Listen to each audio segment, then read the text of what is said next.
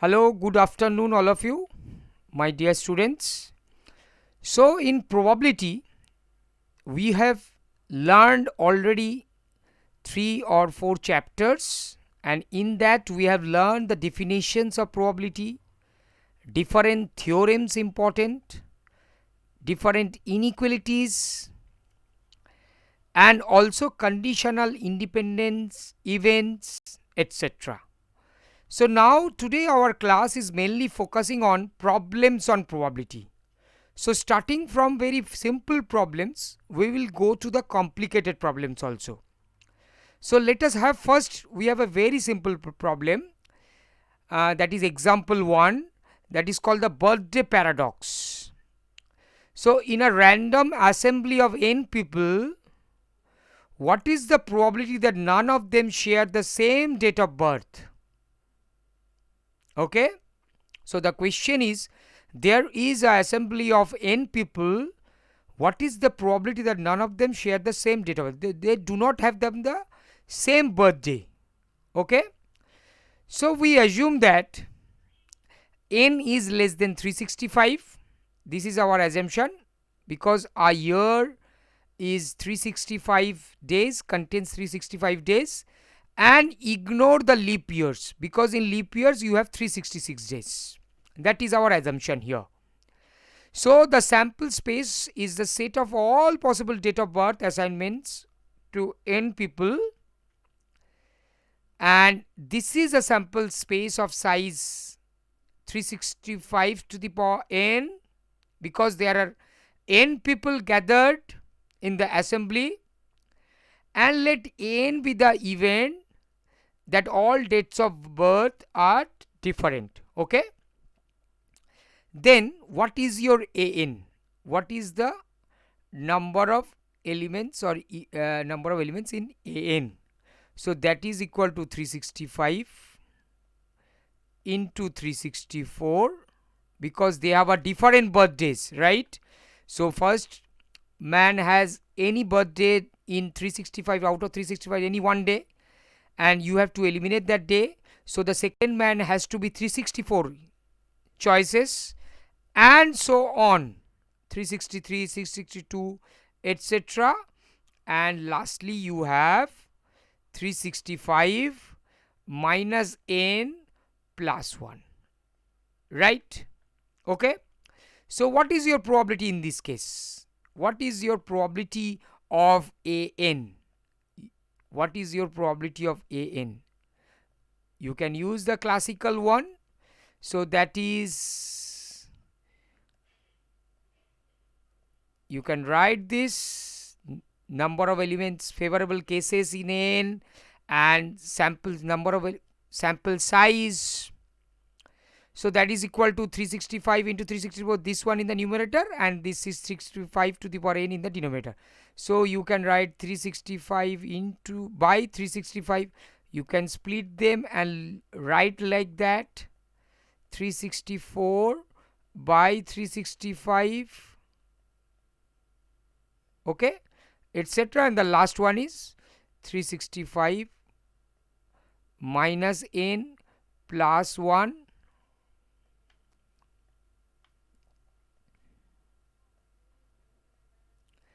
by 365.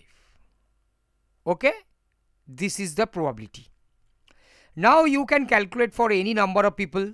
This is like a formula, or okay, you can use it for any result, any number.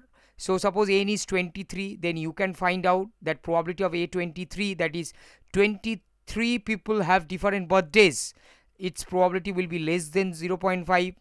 If you take more people, probability will be much less, 0.03. If you take 100 people, so probability will be much less, less than the previous. So, if you increase the number of people, probability will be very less. Okay. So, probability will be very less. So, this is the experiment. It is called birthday paradox. Okay. Let's move to the next problem, because these are the interesting problems. Quite easy, but it is an interesting problem. The sibling paradox. Okay. Just go through the problem first. Suppose that in all families with 2 children, all the 4 combinations are equally probable. So what are the combinations? 2 children. I am talking about 2 children.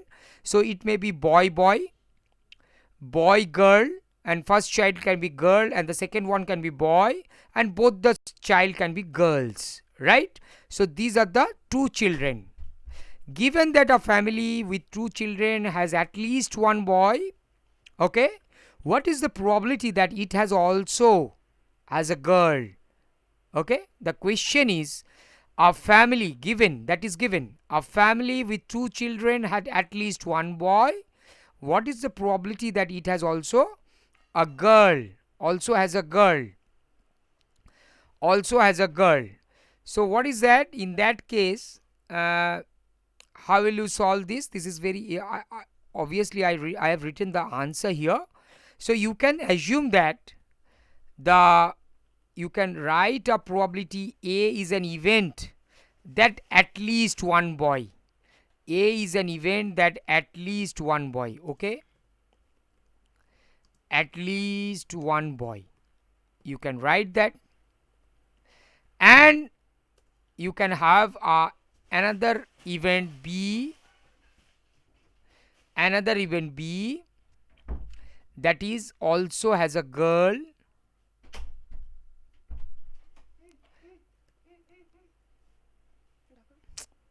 also has a girl,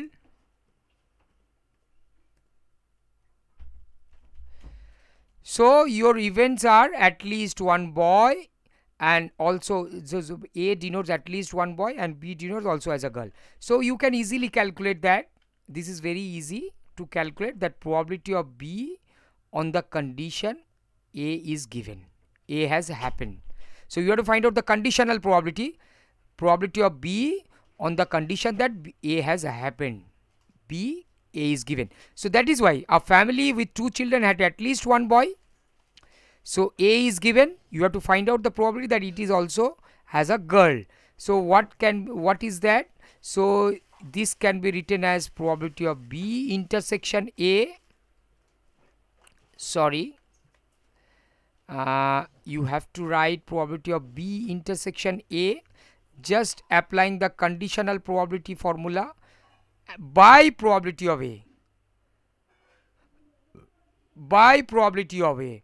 So probability of B intersection A is probability of B intersection A is probability of B intersection. What is your probability of B intersection A? Look at that. You have boy girl, girl boy. So this is 2 out of 4 cases. So 2 by 4. And what is your probability of A? Probability of A will be 3 by 4, because what is your A? A is at least one boy. So there are 3 cases. So 3 by 4, and that will give you 2 by 3, right? So this is the result. Okay, this is the sibling paradox. So it can be you can generalize this problem. So adding 3 children, you can solve it for 3 children, you can solve it for 4 children, and so on. So you can generalize this sibling paradox. Okay, let's move to another problem. Number 3. An urn contains 8 black balls, 4 white balls. Let us have a urn. You have 8 black balls and 4 white balls. 2 balls are removed one after another, after the other, and any ball being equally likely. Okay, you are removing 2 balls one after other.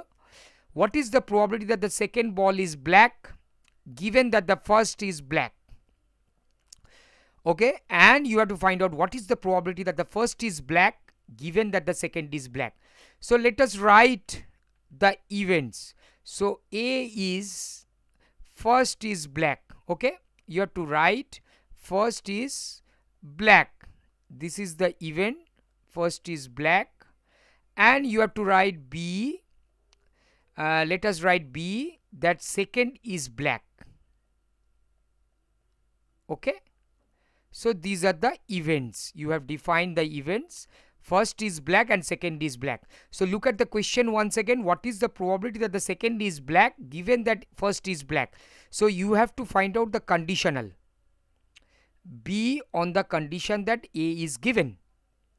Okay, B given A. So you have to find out. So this is nothing but your probability of A intersection B by probability of A, right? And what is your probability of A? Probability of A is first is black, and probability of A is given by, let us calculate here separately, your probability, because there are 8 blacks, so it is 8 by 12, right?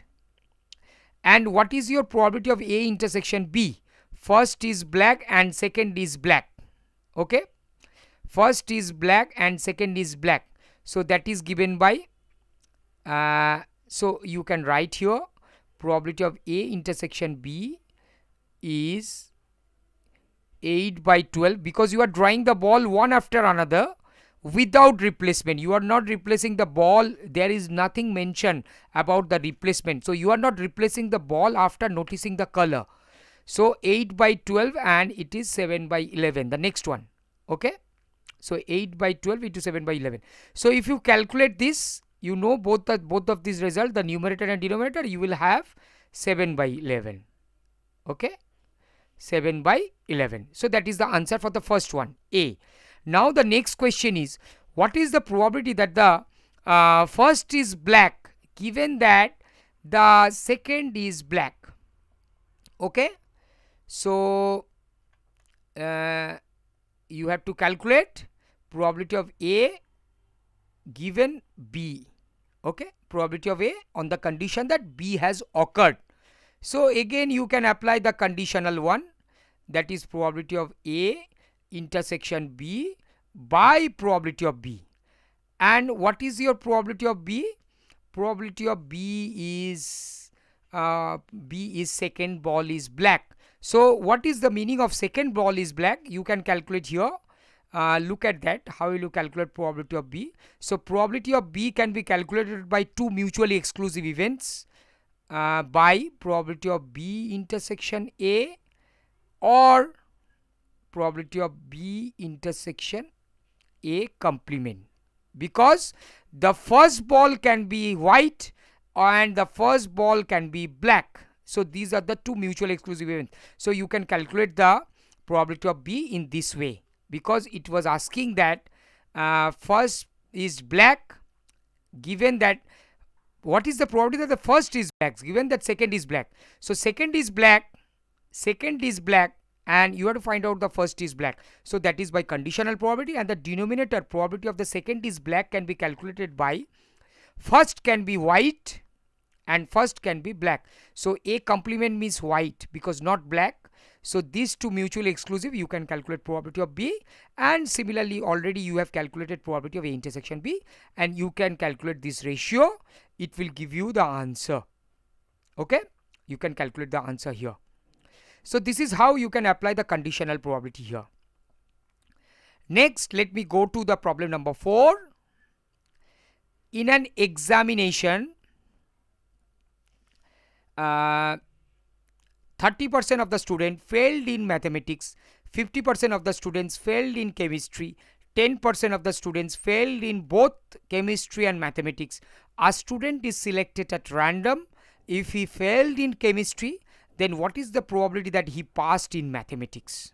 Okay, so you have to denote the events. Let us denote A student failed in mathematics. Suppose let us denote failed in mathematics, a student failed in maths. Okay, let us denote this. And suppose B is another event. Suppose B is another event, and suppose B is given by a student. B is given by a student failed in chemistry.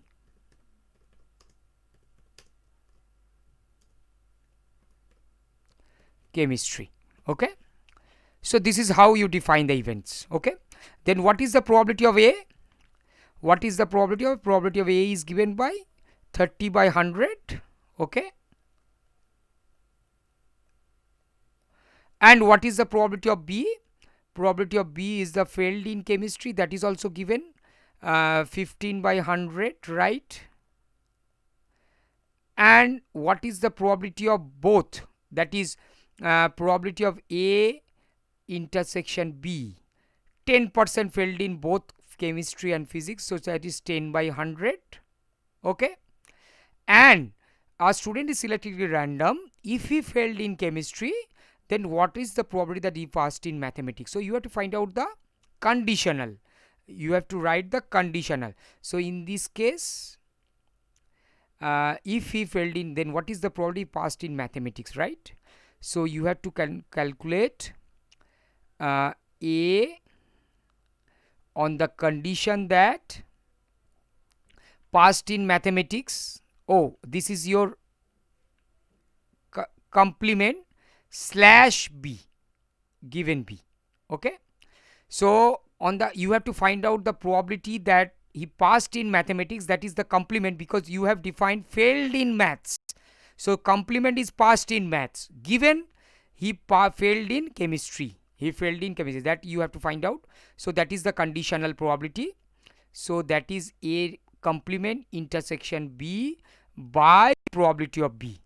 Okay, and you know probability of B, and probability of A complement B, you can evaluate that from this Venn diagram. We already discussed about this. This is A, this is B. Okay, from here, and the result will be, already you know about that, that the result will be probability of B minus probability of A intersection B. Okay, and you know the results, these results are known to you, so you can calculate the probability, final probability. Okay, this is how you can calculate the this problem, in this problem. Okay, so this is how the examination problem. Now let us go to another problem. This is also very interesting problem, that Nova has an heart of artist and the mind of mathematician. So he has a inclination, strong inclination, and in artistic and also in mathematics. So given she takes a course in probability, she will pass the probability 1/3. Okay, given she take a course in contemporary art, she will pass with probability half. Okay, she chooses which course to take using a fair coin toss, heads for the probability. So she tosses a coin and chooses the subject, heads for the probability. She will choose probability if he gets head, if she gets head, and if she get tails for arts. So that is the question. Okay, so what is the probability that Nova takes probability and passes? And the next question is, what is the probability she passes no matter what course she takes? So let us see what is the sample space. Sample space consists of head, tail and pass fail, right? This compound thing, Cartesian product of this will give you the sample space, because you are tossing a coin and you are choosing the subject, and also there are two possibilities, pass and fail. So head, tail, cross, pass fail, this is the sample space. Okay, now let us define the event. Before we go to the problem, we have to define the events. Let A denotes that she passes, Nova passes the course. Okay, and suppose B denotes Nova takes probability. Okay, next, then what is your B complement? What is your B complement? Nova takes art, right? So complement is, if B denotes that she takes probability, then this the complementary is she has taken art. Okay, so these are the events. Okay, so what are the, now what is the possibility of A? A is she passes, Nova passes the course, whatever be the choice. So the possibilities are, these are the possibility. You can write like this. Okay, whatever. So she gets ahead, she will choose probability. She gets tail, she will choose arts. But in both the cases, she passes. So these are the possibility. Nova takes probability. So in this case, the tossing will be results in a head, and she can pass or fail. Both the possibilities are there, right? And in this case, she tail is the possible result for tossing a coin, and she has chosen arts, and she can pass or fail, right? So these are the possibilities. Okay, now what is the question? First question is, what is the probability that Nova takes probability and passes? So Nova takes probability and passes. So you have to find out probability of, in this case you have to find out probability of A intersection B. Okay, now you see that probability of given she takes a course in probability, she will pass the probability is 1/3. So conditional probability is given here. So probability of A on the condition that B has occurred is given. She takes a course, she passes the course on the condition that B, she has taken probability. So that is given by 1/3.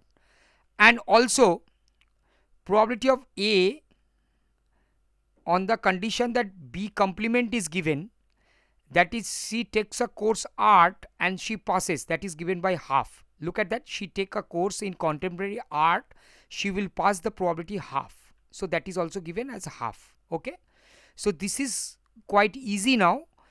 You have defined the events, you have explained the sample space, and also the probabilities are defined here. So let us now find out probability of A intersection B. What is your, that is the first result, that is she has checked what is the probability that Nova takes probability and passes. So you have to calculate this. So this can be calculated by probability of B into probability of A given B.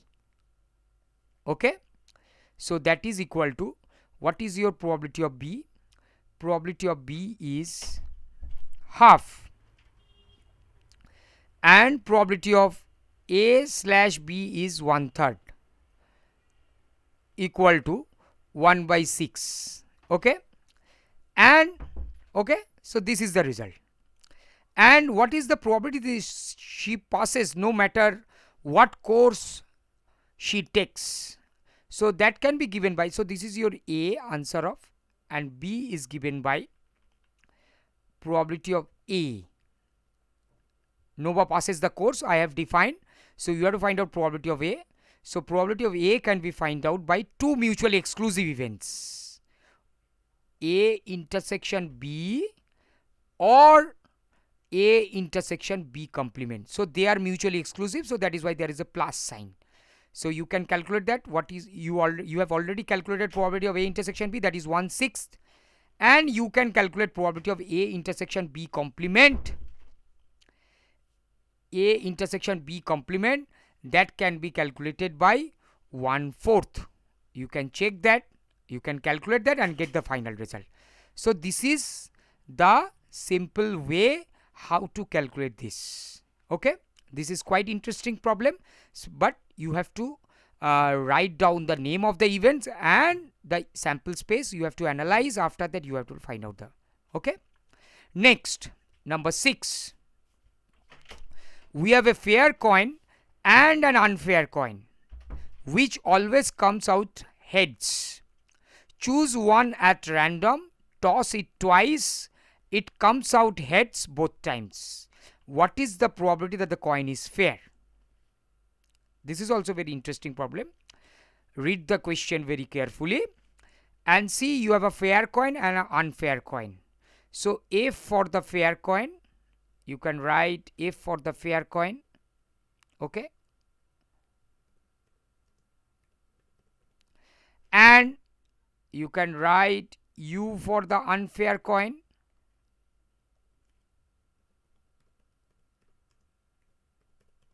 Right, so you have defined the event F for the fair coin, U for the unfair coin, and choose one at random. And which always unfair coin is always showing the heads, two sides are heads. Choose one at random, toss it twice, it comes out heads both times. What is the probability of the coin? So we have to use and you have to define, let us define B, both tosses head, right? Both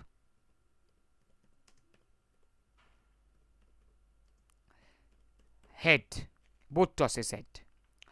So sorry, my screen, there is something disturbance in my screen. Yeah, so probability of F choosing the fair coin is equal to the probability of unfair coin will be half, because equal probability, we are choosing each coin with equal probability, fair and unfair, so this is given by half. And what is your probability of B on the condition F is given, that is both tosses head on the condition that you have chosen a fair coin, both tosses head on the condition that you have chosen a fair coin, that will be given by 1/4. You know that if you toss two coins or a coin twice, tosses twice, so that will give you 4 possible outcomes, so that is 1/4. And what is the probability U on the sorry, not that, B on the condition that U is given, that is probability of both head and given U, that is unfair coin. What is the probability of getting both heads? You will, this is a certain event, so probability will be 1, because it is an unfair coin and it both sides are head, so it will show heads only. Okay, now but you have to find out, it comes out head, what is the probability that coin is fair? So you have to find out if on the condition that B is given, that is both heads and you have chosen a fair coin, you have to find out the probability of fair coin. So you have to apply the Bayes theorem, right? So what is your Bayes theorem? So let us apply the formula for Bayes theorem. This is the formula, and in the denominator you write both the possibilities. If you have 3 possibilities, you have to write the 3 possibilities, but here you have 2 possibilities only, fair and unfair, so you have to add these 2 in the denominator. Okay, and if you apply your values here, you will get the answer. So a probability of F is half, probability of F is half, and this is also half, so half get cancelled from the numerator and denominator. You have probability of B slash F, that is 1/4 and 1/4, and you have a 1 here. Okay, so ultimately you have 1/5. This is your answer.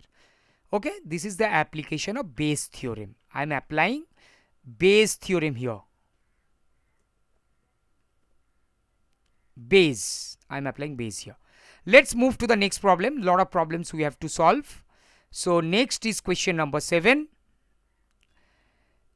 A coin is tossed until there are either 2 consecutive heads or 2 consecutive tails, or the number of tosses become 5.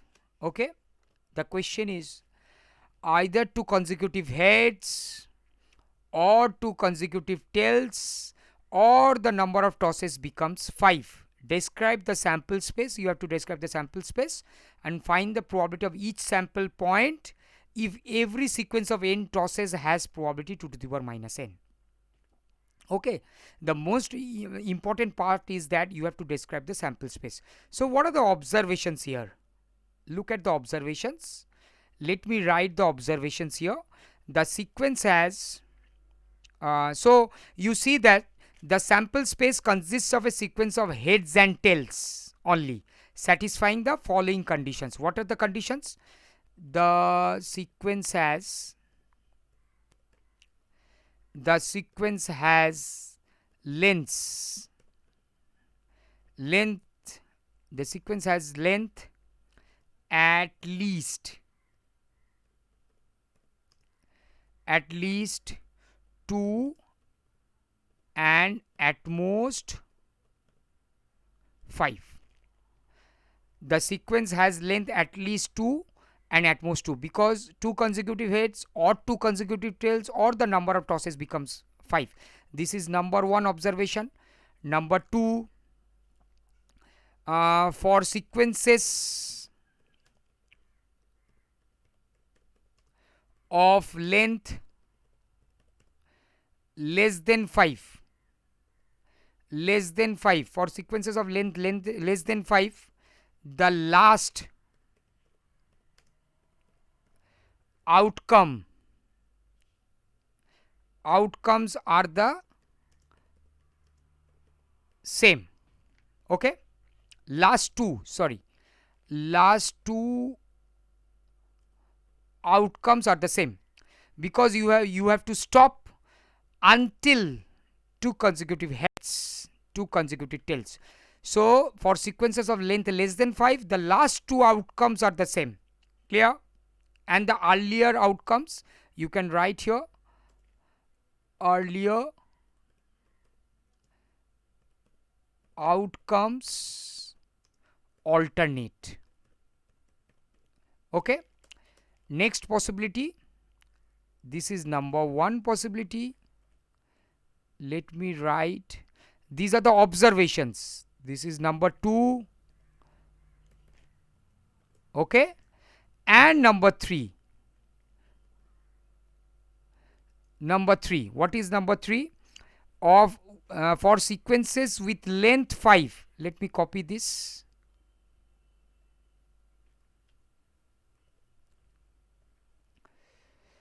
For sequences of length equal to 5, for sequences the outcomes up to the 4 position alternate. The outcomes up to the 4th position, outcomes up to the 4th position alternate. Okay, so these are the observations. Once again I repeat the observations. The sequence has length at least 2 and at most 5, that is from the question.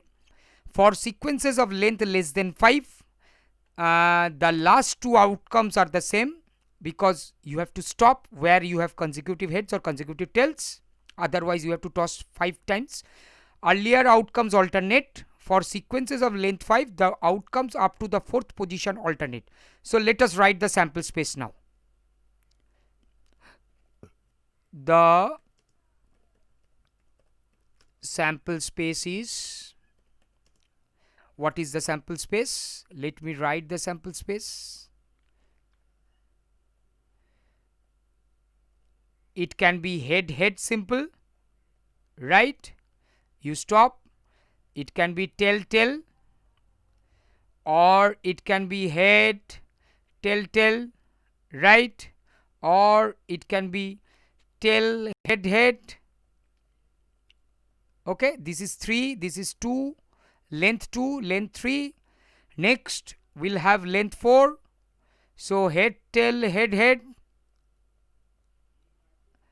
Okay, next head tail head, tail head tail. Okay, this is length 4. Now length 5. What you have in length 5? Head tail and head tail head. Stop. Okay, and head tail tail.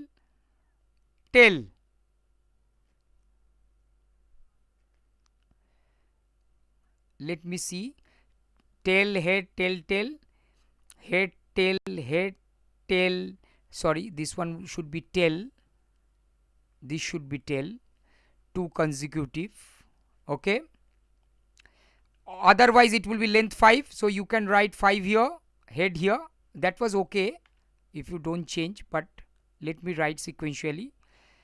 Head, tail, head, tail, head, and tail. First can be tail, head, tail, head, head.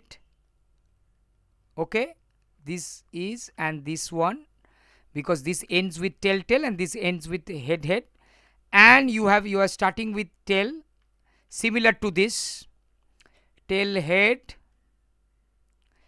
tail, head, tail. So these are the possibilities. Yeah, there are 10 possibilities. This is the sample space.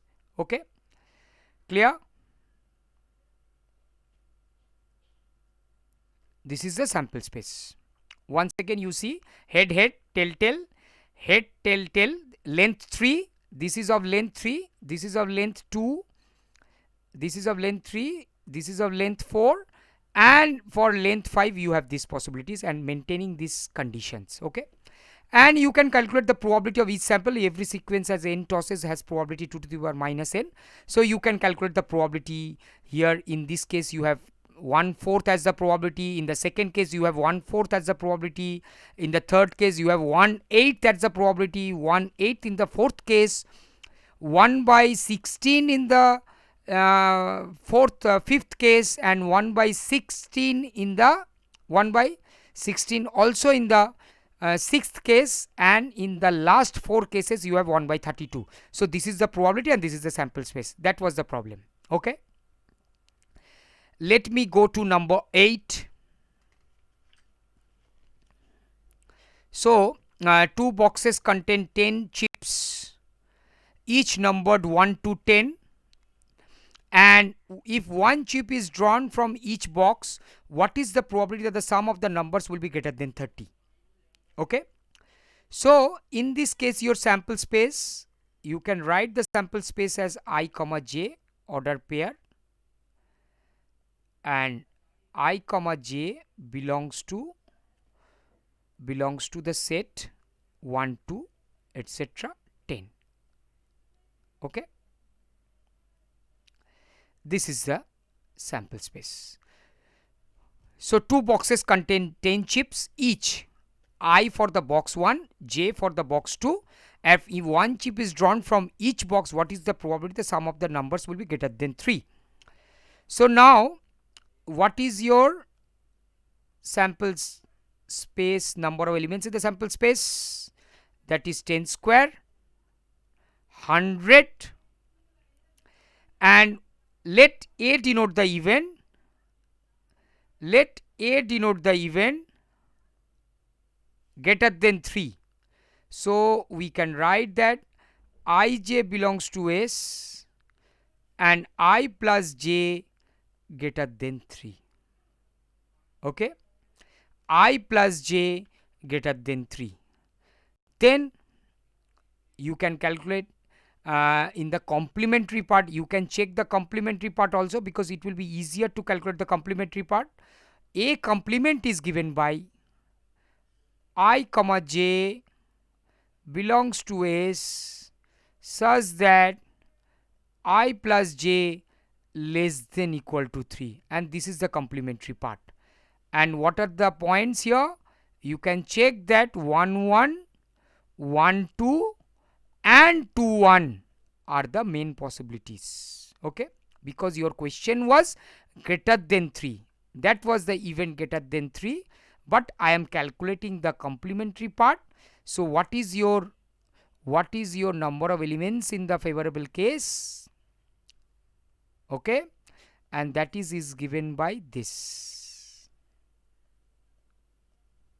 100 minus 3, 97. Okay, so what is your probability of A? Probability of A is given by 97 by 100. Okay, so this is 0.97.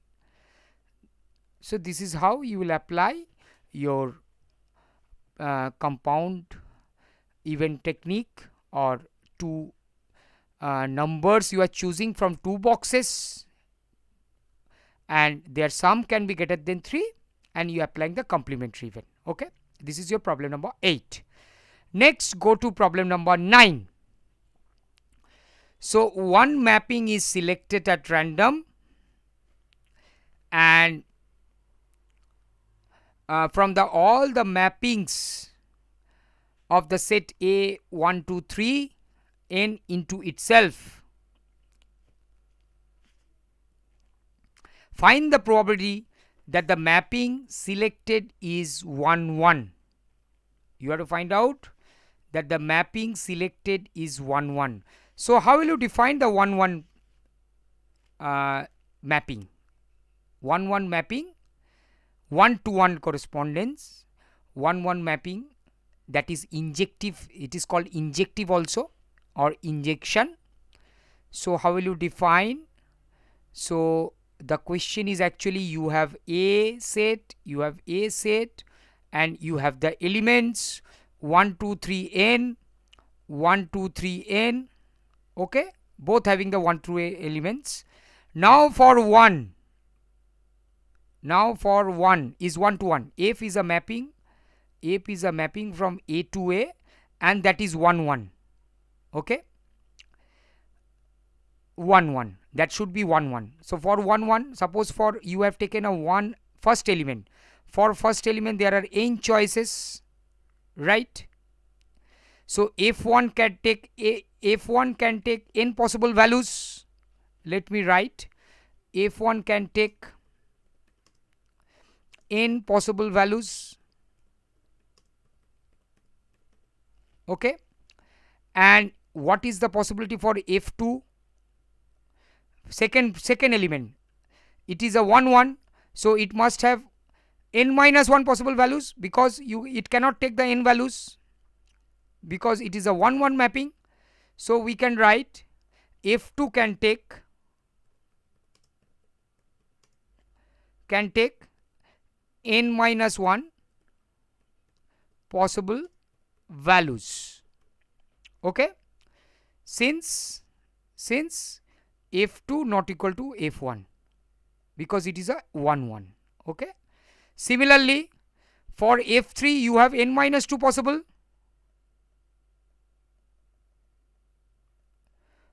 values, and so on. For Fn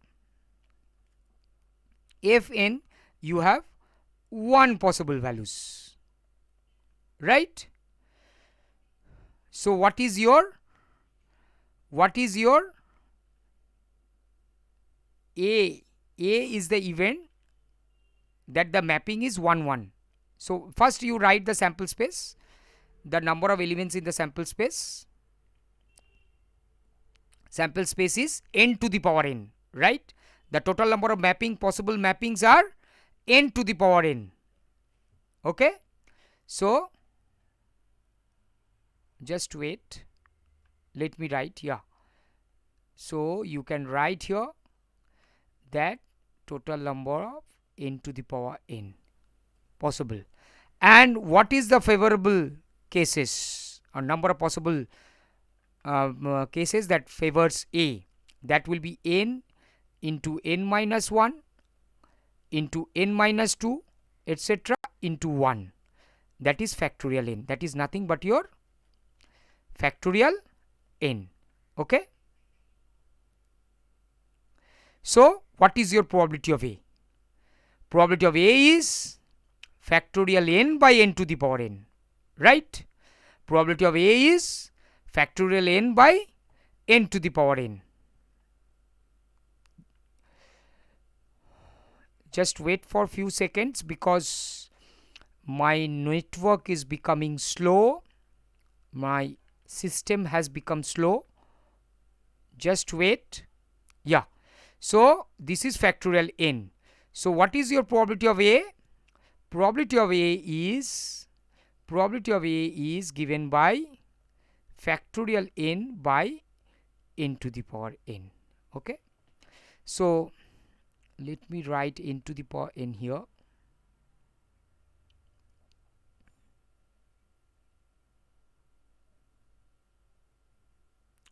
Okay. So next go to that problem number 10. Last problem of this lecture.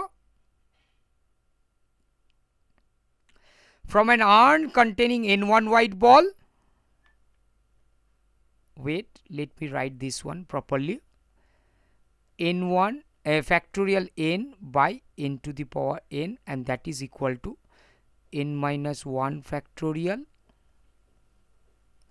by n to the power n minus 1. Okay. So this is the result. This is also very interesting result. Okay, number 10. From an urn containing n1 white ball and n2 black balls, n equal to n1 plus n2, balls are successively drawn without replacement. Okay, without replacement. What is the probability that I black balls will precede the first white ball? I black balls will precede the first white ball. Okay. So an urn containing n1 white ball, n2 black balls. Suppose all the balls are drawn one by one without replacement and arranged in n different rooms. Okay. Just your assumption, without arranged in n different rooms. Now total number of event points is the number of ways in which n distinguishable balls can be arranged in n rooms. That is, it should be factorial n.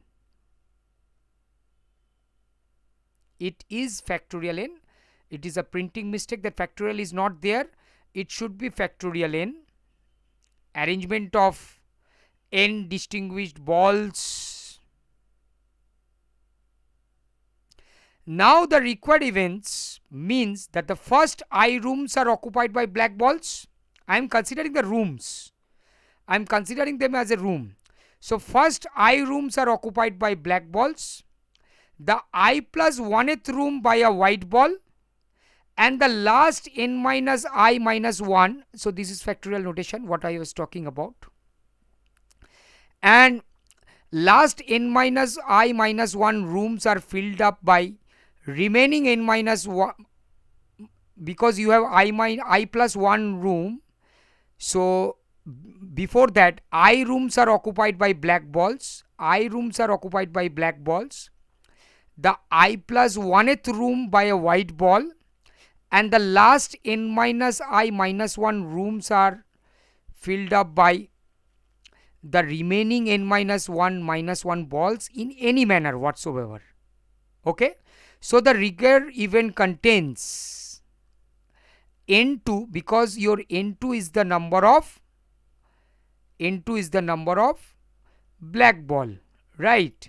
So n2 minus 1, n2 minus I plus 1, n1, n minus 1, n minus I minus 1. You look at that, n2 is the number of black balls, n1 is the number of white balls. So your number of required events, I rooms are occupied by black balls, and the I plus 1th room by a white ball, and the last n minus I minus 1, because the total number of ball is n. Tale you have I plus 1 balls gone. So what is the left? The number of rooms left, what? N minus I minus 1 rooms are filled up by the n minus I minus 1 balls in any manner whatsoever. So the required event is that is the favorable case, n2 minus 1, n2 minus I plus 1, n1 and n minus I minus 1. Okay. And the required probability is, actually, there will be one factorial notation here. This is the factorial notation.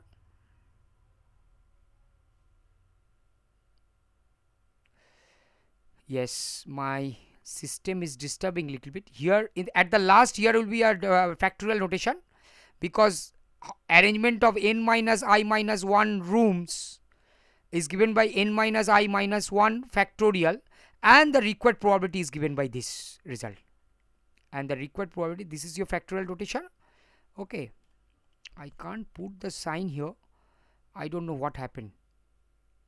Still it's disturbing. Okay, so this is the result here, that numerator is this, and by n in factorial n is n into n minus 1 n minus I, and so you can calculate the probability in this case.